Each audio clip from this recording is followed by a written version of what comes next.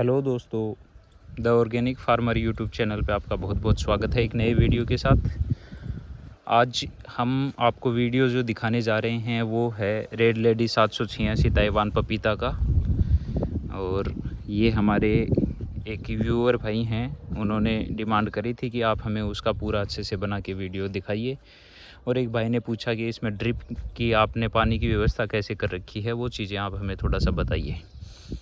तो दोस्तों देखिए, ये हमने यहाँ पे इस जगह पे 400 पौधे लगा रखे हैं रेड लेडी 786 पपीता के।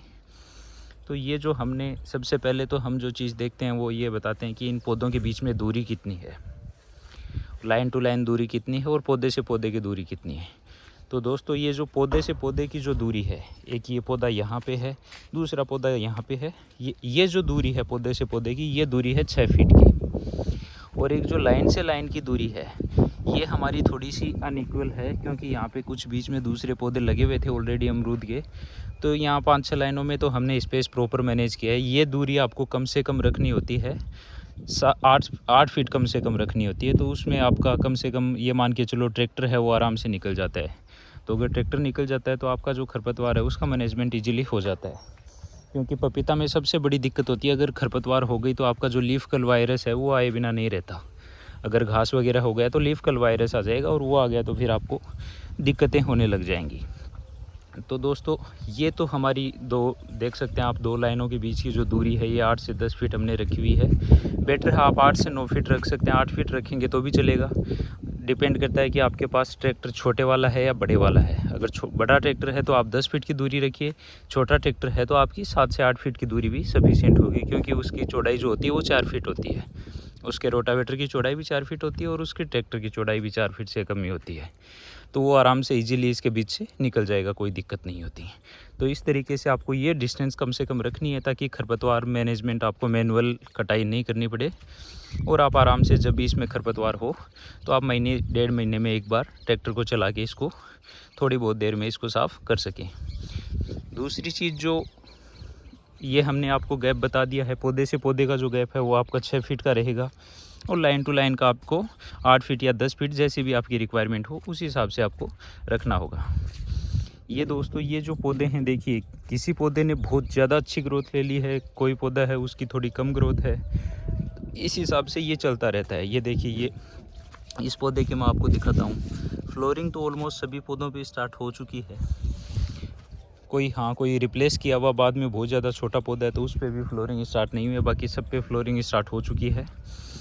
तो ये तो रहा, आप हमारा जो देख सकते हैं कि लाइन टू लाइन क्या गैप है और पौधे से पौधे का क्या गैप है। अब दोस्तों बात आती है इस पर ड्रिप लाइन की, कि ड्रिप लाइन कैसे बिछाई है, इसको कैसे लगाया है।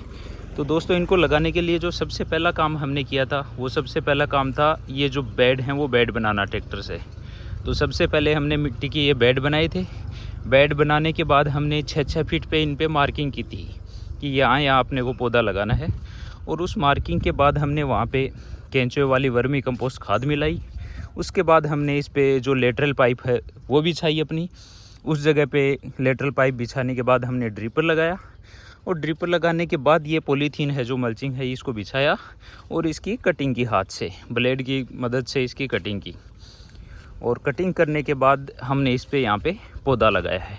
तो ये जो है पूरी प्रोसेस रही है इसके अंदर, कि सबसे पहले बेड बनाया, उसके बाद मार्किंग की 6-6 फीट पे, उसके बाद वहाँ पे खाद वगैरह डाली, और उसके बाद जो लेटरल पाइप होती है, ड्रिप लाइन होती है वो बिछाई, और उसके जो भी ड्रिपर वगैरह होते हैं वो सेट किए, और उसके बाद ये मल्चिंग बिछा के हमने इसको ऊपर से काट दिया, और सबसे आखिर में हमने इस पर पौधा लगा दिया।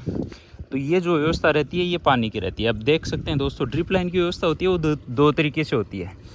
एक तो आप अंडरग्राउंड होता है जो पीवीसी पाइप होता है, वो पूरी पीवीसी पाइपलाइन है वो ज़मीन में गाड़ देते हैं, और उससे आप जो राइजर पाइप होती है वो राइजर पाइप निकाल के बाहर ज़मीन में निकाल के और सप्लाई दे देते हैं। हमारे पास ये एक जो ट्यूबवेल का जो डिलीवरी का पाइप होता है, जो अंदर डालते हैं ट्यूबवेल के अंदर पानी बाहर निकालने के लिए, वो एक्स्ट्रा पड़ा था तो हमने उसी को यूज़ कर लिया। तो उसको ज़मीन में गाड़ने के बजाय हमने बाहर ही बिछा रखा है, और इस पे हमने ये राइजर पाइप को सेट कर दिया। यहाँ एक औजार आता है उससे हमने छेद करके और ये वाशर लगा के इसको हमने यहीं पे सेट कर दिया। इस लाइन को यहीं से अपन चालू बंद कर सकते हैं। जब अगर इसी एक सेपरेट लाइन में पानी चलाना हो तो भी अपन इसको यहाँ से चालू बंद कर सकते हैं। तो दोस्तों इस तरीके से आपको ये हमने यहाँ से जो अपना टी होता है यहाँ से कनेक्शन दे रखा है इसको।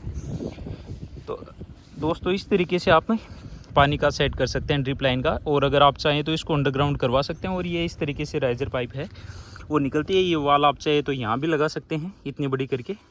तो इसी हिसाब से आपको ये सब करना होता है। तो ये चीज़ है दोस्तों, आप देख सकते हैं। अभी भी किसी भाई को अगर और ज़्यादा कोई डाउट हो तो आप हमें कमेंट करके बता सकते हैं कि और ज़्यादा कोई जानकारी इनको चाहिए हो तो हम आपको पूरी विस्तार से जानकारी और भी बता देंगे।